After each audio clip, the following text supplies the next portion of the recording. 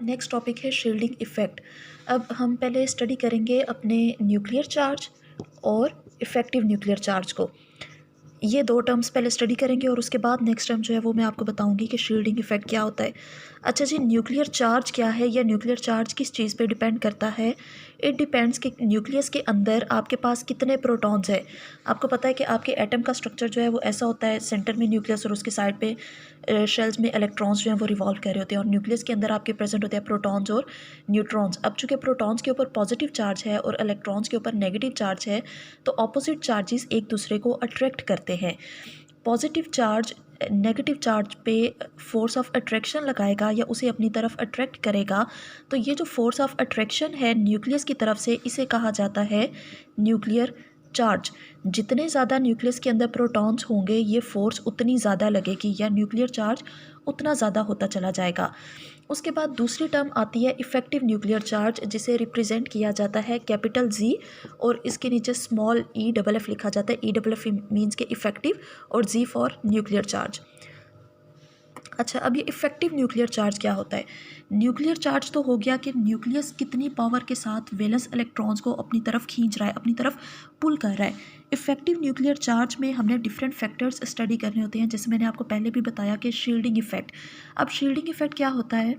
देखें जी, let's suppose मैं यहाँ पे पोटाशियम एटम जो है उसे ड्रॉ करने की कोशिश करती हूँ। पोटाशियम में टोटल 19 इलेक्ट्रॉन्स होते हैं।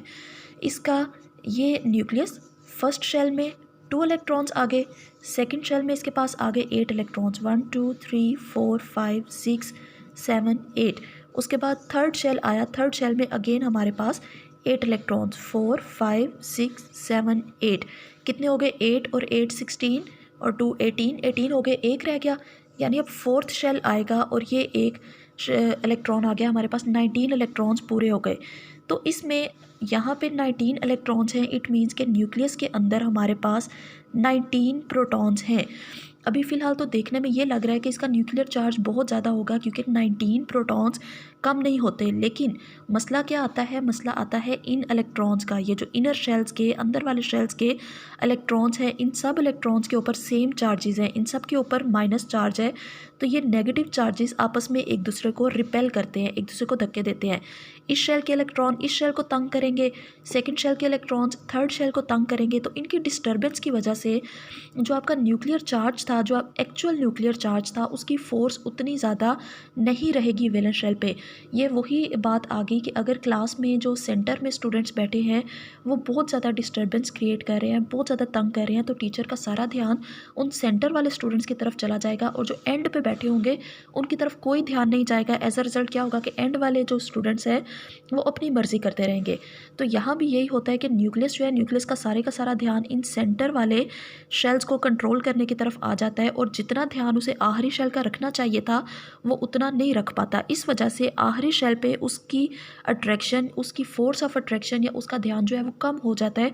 अब ये कम हो के कितना रह गया है बाकी, उस चीज़ को कहा जाता है effective nuclear charge.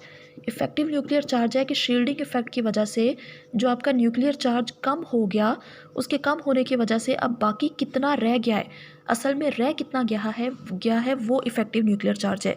Shielding effect भी मैंने आपको बता दिया कि शील्डिंग इफ़ेक्ट क्या है, कि वो इनर इलेक्ट्रॉन्स जो डिस्टर्बेंस क्रिएट करते हैं वो न्यूक्लियस की अट्रैक्शन को स्क्रीन करते हैं या शील्ड करते हैं। स्क्रीन या शील्ड का मतलब ये है कि रोकते हैं उसको, वो वैलेंस शेल तक न्यूक्लियस का ध्यान नहीं जाने देते, वो सेंटर में ही उसका ध्यान या उसकी फोर्स ऑफ अट्रैक्शन रोक लेते हैं। ये चीज़ है शील्डिंग इफ़ेक्ट। अब हम आ जाते हैं ट्रेंड्स के ऊपर। शील्डिंग इफ़ेक्ट का ट्रेंड क्या है ग्रुप में और पीरियड में? पहले हम इसका ट्रेंड स्टडी कर लेते हैं ग्रुप में। अच्छा जी, ग्रुप में स्टडी करने के लिए मैं तीन ड्रॉ कर लेती हूँ, 3 4। पहला हाइड्रोजन था, हाइड्रोजन के पास 1 इलेक्ट्रॉन। सेकंड था हमारे पास लिथियम, लिथियम के पास 3 इलेक्ट्रॉन्स। नेक्स्ट हमारे पास आ जाता है सोडियम, सोडियम के पास 11 इलेक्ट्रॉन्स हैं, 1 2 3 4 5 6 7 8 और ये 11 इलेक्ट्रॉन्स, ये सोडियम। इसके बाद अगर मैं पोटाशियम को ड्रॉ करती हूँ तो 1 2 3 4 5 6 7 8, अगेन 1 2 3 4 5 6 7 8 और एक शेल और आ जाएगा जिसमें 1 इलेक्ट्रॉन है। सॉरी, मेरा पोटाशियम सोडियम के साथ ओवरलैप कर रहा है, पर खैर कोई बात नहीं। अच्छा जी, हमने शील्डिंग इफेक्ट को स्टडी करना था, तो शील्डिंग इफेक्ट देखें, यहाँ पे कोई इलेक्ट्रॉन नहीं है, सिर्फ एक इलेक्ट्रॉन है, तो इसलिए कोई डिस्टर्बेंस नहीं होगी। यहाँ पे 3 इलेक्ट्रॉन है, डिस्टर्बेंस थोड़ी सी कम होगी। यहाँ पे शेल्स ज़्यादा हो गए, रोज ज़्यादा हो गई, इलेक्ट्रॉन ज़्यादा हो गए, इसलिए डिस्टर्बेंस और ज़्यादा हो जाएगी। और यहाँ पे शेल्स और ज़्यादा हो गए, और ज़्यादा इलेक्ट्रॉन हो गए, तो शील्डिंग इफेक्ट पहले की निस्बत और ज़्यादा हो जाएगा। इट मीन्स कि जब आप टॉप टू बॉटम मूव कर रहे हैं, ऊपर से नीचे की तरफ चलते आ रहे हैं, तो आपका शील्डिंग इफेक्ट या आपकी डिस्टर्बेंस जो है वो इंक्रीज़ होती चली जा रही है। When we move from top to bottom और shielding effect increase, shielding effect ज़्यादा हो रहा है। क्यों ज़्यादा हो रहा है? क्योंकि हमारे नंबर ऑफ़ शेल्स ज़्यादा होते चले जा रहे हैं और उसके अंदर इलेक्ट्रॉन्स भी ज़्यादा होते चले जा रहे हैं एटम के अंदर। ये तो था हमारा ट्रेंड इन ग्रुप। अब मैं नेक्स्ट एक्सप्लेन करती हूँ ट्रेंड इन पीरियड। पीरियड में क्या ट्रेंड होगा शील्डिंग इफेक्ट का। मैं यहाँ पे सेकंड पीरियड के एलिमेंट्स जो हैं वो ड्रॉ करने की कोशिश करती हूँ। उसमें फर्स्ट आता है हमारे पास लिथियम, जिसके पास 3 इलेक्ट्रॉन्स हैं। उसके बाद नेक्स्ट आ जाता है बेरिलियम, बेरिलियम के पास 4 इलेक्ट्रॉन्स। नेक्स्ट आपका बोरॉन, बोरॉन के पास 5 इलेक्ट्रॉन्स। लिथियम, उसके बाद लिथियम, बेरिलियम, बोरॉन, आगे कार्बन, कार्बन के पास 6 इलेक्ट्रॉन्स होंगे, 1 2 3 4, ये कार्बन। कार्बन के आगे आ जाता है आपका नाइट्रोजन, जिसके पास 7 इलेक्ट्रॉन्स हैं, 1 2 3 4 5 6 1 2 3 4 5 6 7, 7 हो गए इसमें नाइट्रोजन, सो ऑन, ये आगे चलता जाएगा। अब देखें, जब आप पीरियड में मूव करते हैं फ्रॉम लेफ़्ट टू राइट, जब आप मूव कर रहे हैं, तो यहाँ पे नंबर ऑफ़ शेल्स जो थे 2 थे, यहाँ पे भी नंबर ऑफ़ शेल्स 2, यहाँ पे भी number of shells 2 2 2। Shell number तो आपका कांस्टेंट है पीरियड में। तो जब आपका शेल नंबर कांस्टेंट रहता है, फिर आपके इलेक्ट्रॉन्स इतनी ज़्यादा स्क्रीनिंग प्रोड्यूस नहीं करते, या कह लें कि इलेक्ट्रॉन स्क्रीनिंग प्रोड्यूस नहीं करेंगे, क्योंकि बच्चे जब टीचर से दूर चले जाएंगे ना, फिर उनका रो ख़त्म होगा।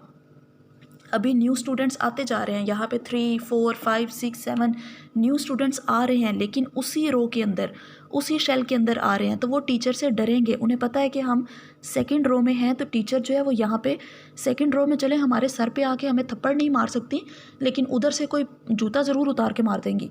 तो इसलिए ये इलेक्ट्रॉन्स जो हैं वो डरेंगे न्यूक्लियस से, ये अभी न्यूक्लियस से बहुत ज़्यादा दूर नहीं गए। तो जब आप पीरियड में मूव करते हैं, चूँकि शेल नंबर कांस्टेंट रहता है, इसलिए आपका शील्डिंग इफ़ेक्ट भी कांस्टेंट रहता है, या शील्डिंग इफ़ेक्ट भी सेम रहता है। ठीक है, ये आपका ट्रेंड हो गया पीरियड का भी। अब इसका जो आंसर है वो मैंने नहीं लिखवाया, क्योंकि बुक पे जो इसका आंसर लिखा हुआ है वो बिल्कुल ठीक है, आपको वो दूसरे 5 पॉइंट्स करने की ज़रूरत नहीं है। इसका आंसर बुक से ही कर लें, वो बिल्कुल ठीक लिखा हुआ है।